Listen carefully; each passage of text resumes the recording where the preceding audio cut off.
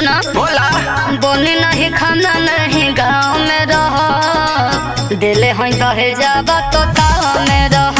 अच्छा बोली नहीं खाना नहीं गाँव में रह दिले हैं दहेजाबा तो ताव में रह। अरे तो देव ना दहिना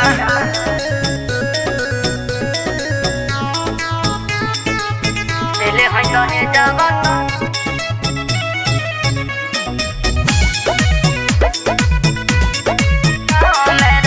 बिना घुमटा के धनी तनी घुमा तू कम गाँव भर के ओ रहन सुनी ले हम। तो हम का करे बाबू हमके होश नहीं लजाए जहाँ मन करे जाए। तो सुना भले दे देव तलाक बाकी दुख न सह और दुख न सह।